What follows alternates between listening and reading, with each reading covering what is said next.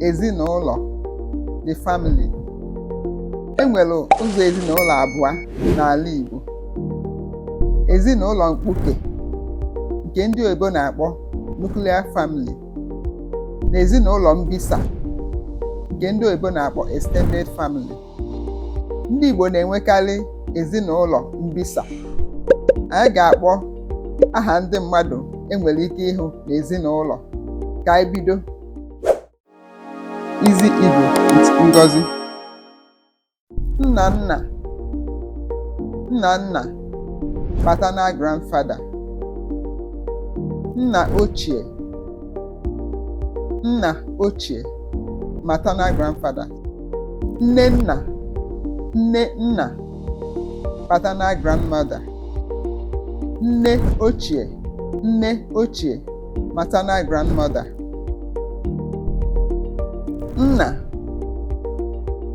Nna, father. Nne, mother.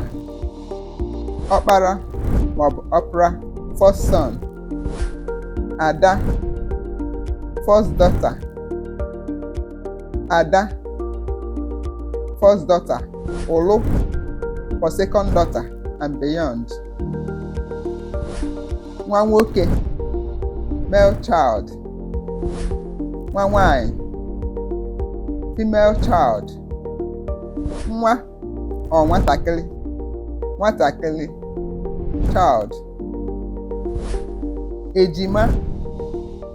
Ejima, twins.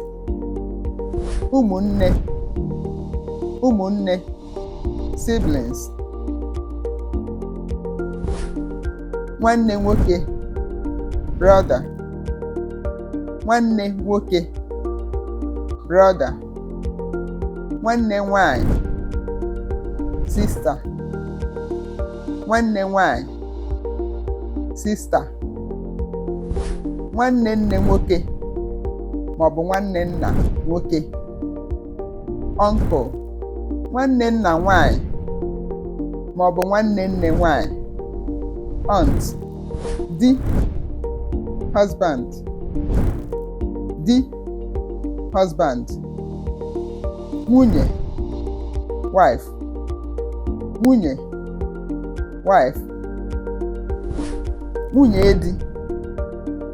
Nwunye di, co-wives.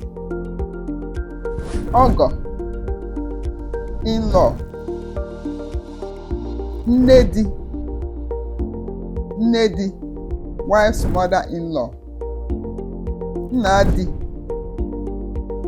di, wife's father-in-law. Nne nwunye, husband's mother-in-law. Nna nwunye, husband father-in-law. Dimkpa, adult male. Nwa agbọghọ, adult female. If there's any name I failed to mention, or you have a different name for those relations in your dialect, put it in the comment section. Bye. See you next time.